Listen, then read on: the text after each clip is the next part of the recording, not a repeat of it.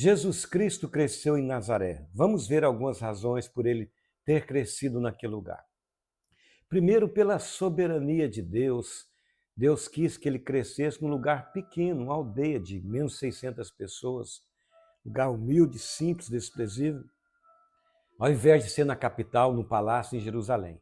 A segunda razão é quando os judeus voltaram da Babilônia, do cativeiro, algumas famílias messiânicas foram residir, fizeram uma aldeia, que passou a ser chamada Nazaré.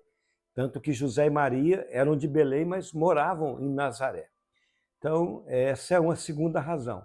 E terceira razão para o cumprimento das profecias, que Mateus diz, ele foi morar em Nazaré, Mateus 2, 23, para que se cumprisse o que fora dito pelos profetas, está no plural. Ele será chamado Nazareno. Nazareno quer dizer, sim, mais perto é separado, consagrado. E ele é o separado, o consagrado de Deus. Então, cumpriu as profecias. A primeira, em Isaías 11:1, que fala do tronco de Jessé, da raiz de Davi, brotará um renovo, e sobre ele repousará o Espírito do Senhor. Essa palavra renovo quer dizer Natezé. Linguisticamente não é a mesma que Nazaré, mas foneticamente tem muita semelhança, muito parecida devido às consoantes, às letras. Essa é a primeira. Outra profecia está em Zacarias. A palavra renovo lá não é netzel, é outro nome no hebraico, mas tem sentido, o mesmo sentido a palavra. A primeira em Zacarias 3:8, onde o Senhor fala, eis que eu enviarei o meu servo, o renovo, apontando para Jesus Cristo. A segunda em Zacarias 6, 12 e 13, eis aí um homem cujo nome é renovo. Ele edificará o templo, edificará e também dominará como rei e exercerá os ambos ofícios, tanto como rei como sacerdote. Jesus Cristo é isso, é o rei dos reis e o sumo sacerdote. Então, as profecias se cumpriram. Outra profecia que se cumpriu é em relação ao desprezo, à rejeição a Jesus e a Nazaré. Nazaré era desprezada. E tanto que o Natanael falou para Filipe, quando ele o chamou para vir conhecer Jesus Cristo, o Nazareno, pode vir alguma coisa boa de Nazaré? E os judeus religiosos também falaram, né? Examina a Escritura para ver se surge profeta. Não surge profeta na Galiléia. E Nazaré fazia parte da Galiléia. Então, era desprezado. E Jesus, em Isaías 53, 1 e 2, fala, quem creu na nossa pregação, a quem foi revelado o braço do Senhor, que é Jesus Cristo, ele foi subindo como um renovo, né? Numa terra seca, sem raiz, e foi desprezado.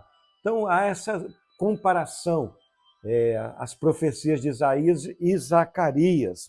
Outra coisa, que a região de Nazaré era uma região calcária, uma terra que o sol não penetrava, então o que plantava não criava raiz e não produzia fruto.